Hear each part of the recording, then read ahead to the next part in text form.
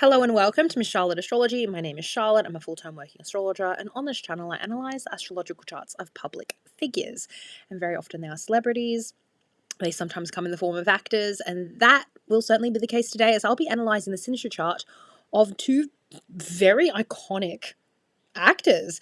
And of course I'm talking about the one, the only, the blonde bombshell of the 90s, Pamela Anderson, and action star Liam Neeson. So you guys have begged me on my Instagram, in the comments on this YouTube, you've begged me to have a look at this industry chart because they're out. They've announced that that they are in a relationship on a Mercury retrograde. I would have. You know what? It's promotion, right? And if they are literally together, why not just kill two birds with one stone? We're happy, we're together, and we're promoting a movie. It's just on a retrograde. That's why I'm like, But anyway, we love this. We want this. This is, they are very cute together, and we love mature love. I don't think I've done like a mature couple, because he's elderly. He's 73. She's not elderly, but she's almost 60. So yeah, it's definitely a mature love. So what I want to do here is have a look at this initial chart, figure out why they're attracted to each other, why they're together, and potentially where they're going from here, because I would love to see these two last. Before I dive in, I just want you guys to know that I do readings. So if you like what I do here, you would like a reading for yourself, in the link below I have 15-minute readings. I do full chart readings, synastry readings, and transit readings, and I have 5-minute astrocartography readings and focused readings for specific areas of your life or specific parts of your chart. And I do offer courses. So on Gumroad, I have all sorts of courses that include workbooks that are designed by me with answer pages. It's a great way to support me. I really appreciate it. And I also have a YouTube members where I post extra content. I'm currently making my way through all the aspects and teaching you guys about the aspects. And I put it on my main channel, but I put extra videos on my YouTube members. So if you would like to support me and you would like more content and you would love a reading, that's the best way to do it. Thank you so much. I really appreciate it. Okay, so let's have a look at their Synastry chart. So I don't have a time for Liam Neeson, so we're going to do the best we can. We do have a time for Pamela. She's the inner ring, she's the inner circle, and she's the blue planet. So you can see here that she is a Gemini rising, okay? And then you can see she is a Cancer sun and Mercury. She's got a Venus in Leo. Oh, her Mercury is retrograde. She does well in a retrograde. Maybe that's why she felt comfortable telling the world she's with Liam. Venus in Leo, and then she's got a Mars in Libra. And to make that super, super painful, she's got an opposition with an Aries moon. Okay, now Liam, no rising sign, but he is a Sun, Mercury, and Venus all in Gemini. So being an actor really suits him. It really does. And then he's got, this is the more morose part of the chart, he has a Mars and Moon conjunction in Scorpio. Okay, so yeah. Let's move down to the second slide. Capturing his heart. Now, normally I tell people when it comes to synastries, you want someone in your 7th house, because your 7th house is your idea of an ideal partner, right? It's the energy of your other half, right? So for Pamela, it's Sagittarius because she's a Gemini rising. Now, she's had her fair share of exotic partners. If you've got Sagittarius Venus or a Sagittarius 7th house, you're going to be attracted to very young, wild, free, crazy energy, and she's done that, but now she's almost 60. She's probably looking to be a bit more settled. And sometimes it's okay to be with someone that you have more alignment with. You don't always have to be with someone that's your opposite. I do know opposites attract, but sometimes it's nice to have someone that feels more familiar, that you see yourself, where you see yourself in each other. And that's the case when in a synastry chart, when you have personal planets in a conjunction with an ascendant, or a personal planets playing out in the first house. So let's have a look here. So she's a Gemini rising, he's a Gemini sun, Venus, and Mercury. So this is quite cute. When he's around, she lights up, because the ascendant marks out, it's the front of the chart, but the ascendant in literal terms is where the sun rises, right? It's the eastern horizon.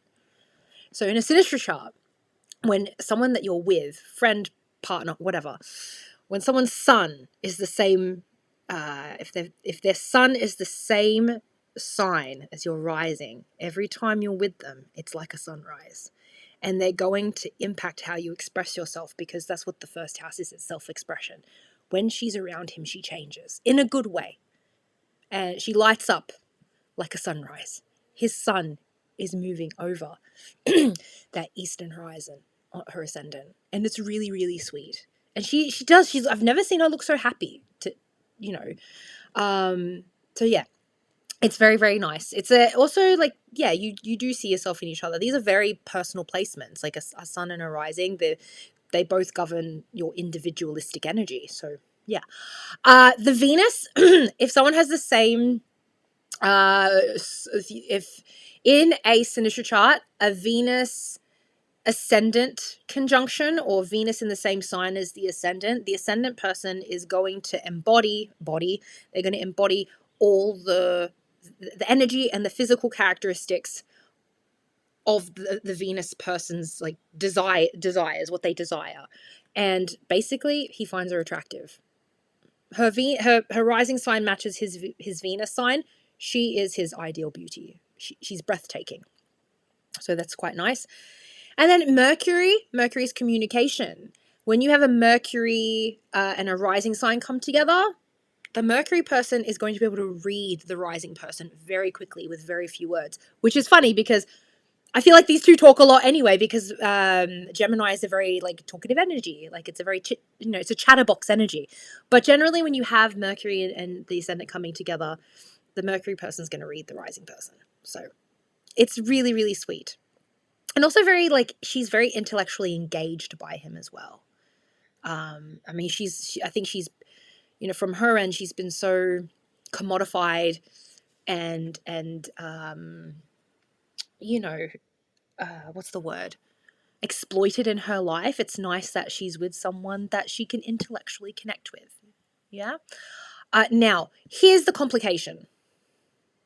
Uranus is a malefic. Uranus is a storm. It's a hailstorm. It's a thunderstorm. It is lightning strikes. Okay. It's an unpredictable malefic planet.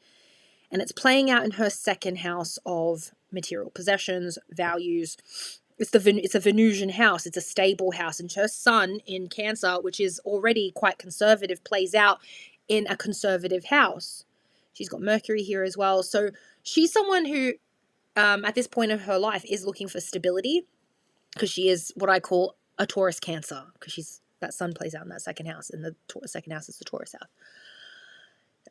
Now, because of this situation, because of this union, it's going to discombobulate her life a little bit. And it doesn't have to spell the end of the relationship or anything. It is a little bit of a complication. I think that they both enjoy this whirlwind romance. Like, they met each other in a very unique circumstance, they, I think on his end as well, because he's quite, I think insulated, insular is the word. He's been a bit of a box. He's been throwing himself into his work, and he's probably been quite regimented. He's a man of a certain age. And, for the first time in a really long time, he's in love. He's got Pamela Anderson in front of him, and he's in love with her, clearly. And this is very exciting. And also Uranus is kind of that, it's not a traditional energy. And I think she is, even though he finds her quite beautiful and she's his ideal beauty, he's kind of dating against type. If you look at his previous relationships, he dates actors, British actors, other British actors, like Natasha Richardson, who sadly passed away 16 years ago, was a very serious actor, as was, who did he date? He dated another English actor. People in the comments, who did he dated? Helen Mirren, didn't he? So yeah, Pamela Anderson is quite against type, but this is very exciting for him. It's very exciting for her, but in the long term, how are they going to work this out? because he lives in Northern Ireland. She lives, does she live on an island off the coast of Vancouver?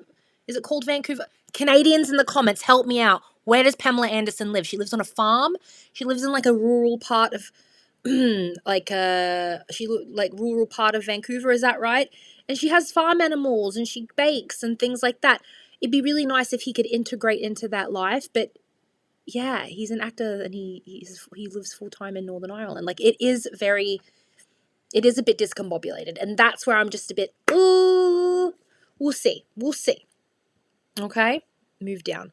Quiet obsession. Pluto Venus conjunctions. The man is obsessed with her, and it's on the south node. You feel familiar. Your touch feels familiar. Your beauty feels familiar. Like, oh my god, I've known you blah blah in a previous lifetime. And I don't know if he's cerebrally like processing it that way, but that's what I'm seeing here energetically. That's what it is.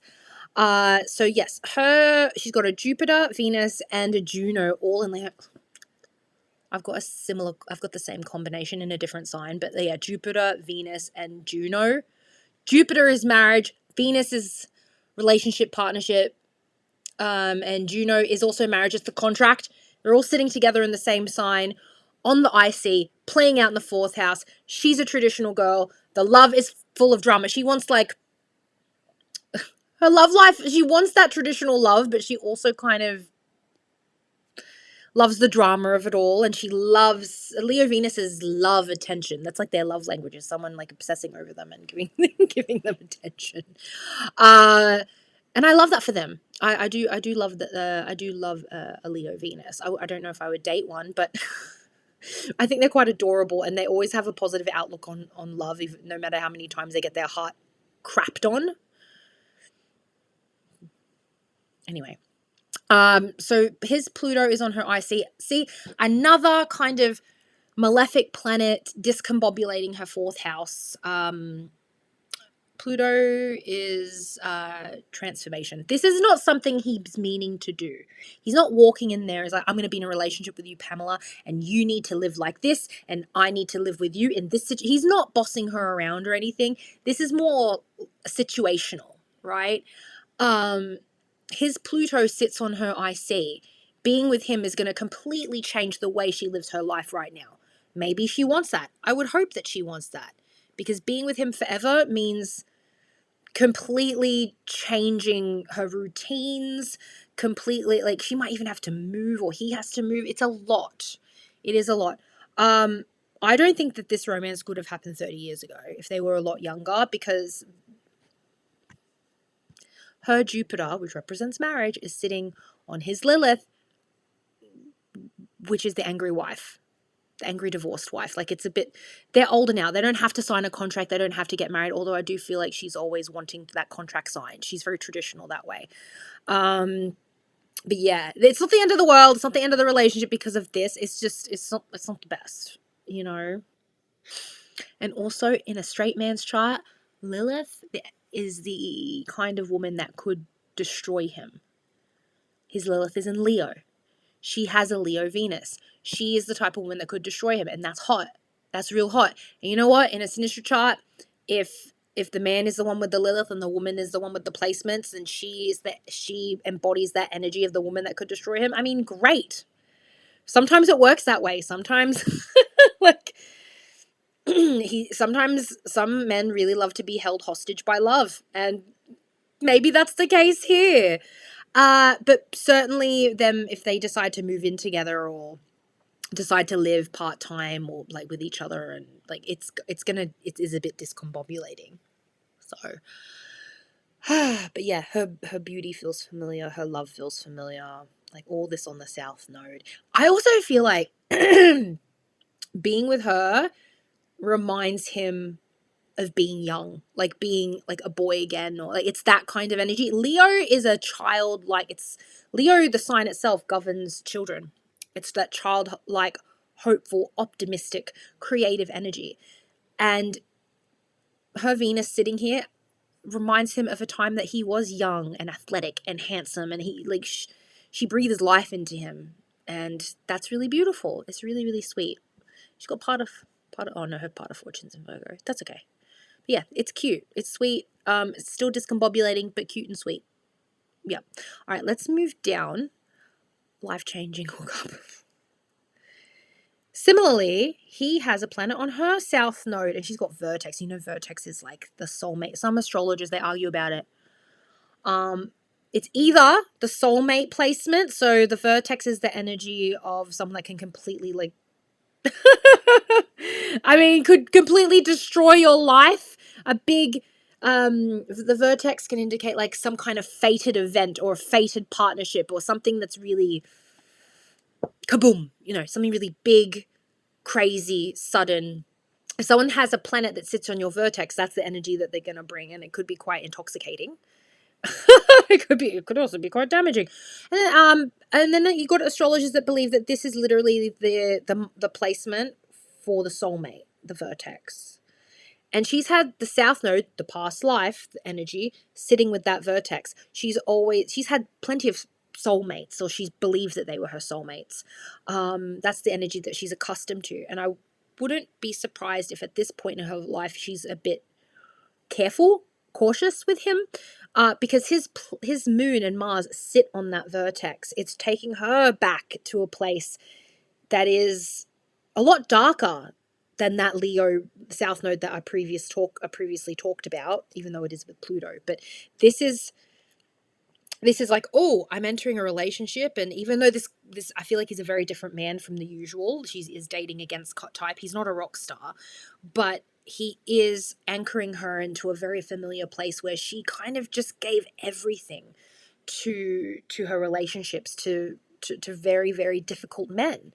And I'm not saying that he's difficult. I'm not saying he's a bad person or anything like that. Not at all.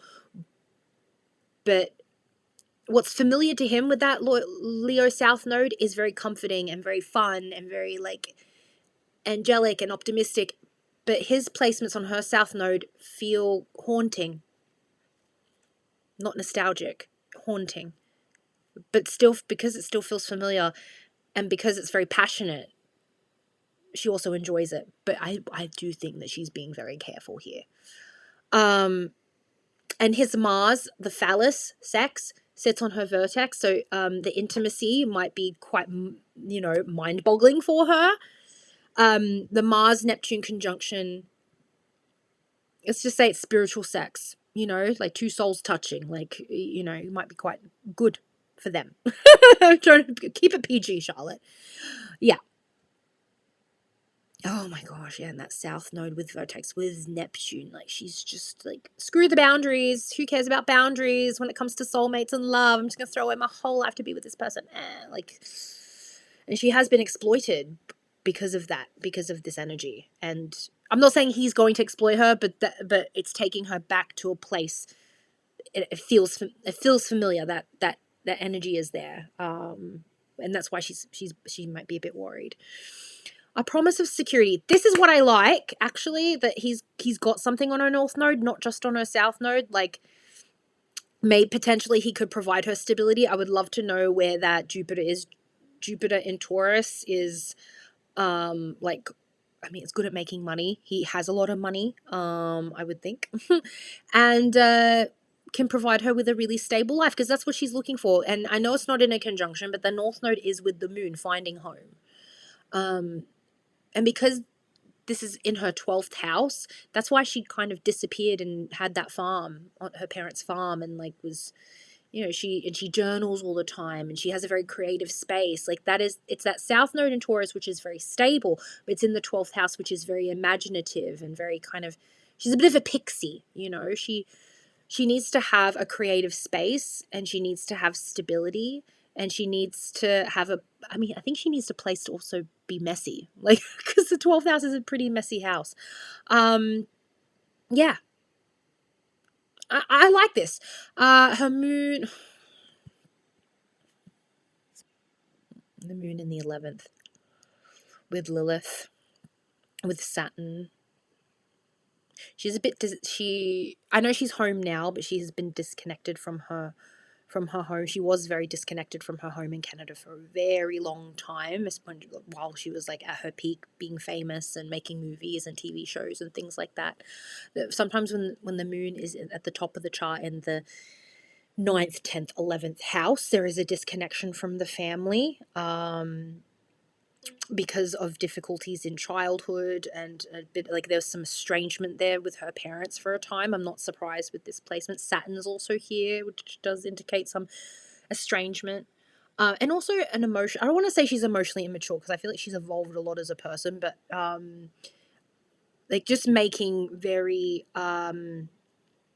I don't want to say they're silly choices because she was meant to be with Tommy Lee. But when you have the moon and Saturn together, it can make you a bit emotionally immature for a while. And sometimes this placement plays out as being mature quite young in your youth, having, shouldering a lot of very heavy responsibilities and just going through a lot of crap. And when you have to mature very young, it kind of freezes you. And as you get older, you're frozen in time and then you become immature. And that's kind of what's happened with Pamela. But yeah, that said, she's doing really well now. Like, she's very, very evolved, and she's a very introspective person. So, but she still has it in her to be reckless. She still has it in her to be messy. I mean, she was hooking up with Liam Neeson on the set of the film. Like, she's still spicy. She's still naughty. So good for her. Whatever.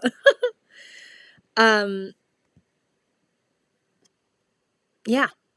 So you can see here, yeah, she's got a Mars. Her Mars is in Libra. Her moon. They're not in direct opposition, but they are opposite. When you have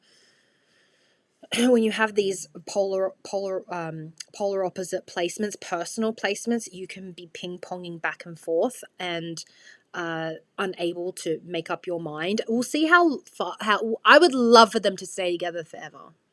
I would love to. I think they have a really great connection, but I also see that being together can be, and I used this word earlier, discombobulating. Because there are malefics in her 4th house. I don't have his birth time. I would love to know what his birth time is. I think she's quite bubbly, and she's got a lot of fire. She's got water, but she's got a lot of fire. So she's, to her detriment, a very bright, bubbly, optimistic person, or sometimes to her detriment. Sometimes. And I think he's quite moody. He's got a lot of Scorpio and a lot of Gemini, and I feel like he could be a bit cranky. Like, he's a cranky, elderly Gemini Scorpio man. Anyway, if we ever find a birth time for him, I'm happy to redo this chart because it would tell me more about who she is to him. At the moment, I can see who he is to her, and I honestly feel like she's just being, I know they're out and about and they're like, we're together. Because she does that. The lion roars really loud. Leo placements, they roar really loud when they're in love. But we'll see how this goes after the promotion of the film and after after some time. Because it'd be really nice to see them be together forever.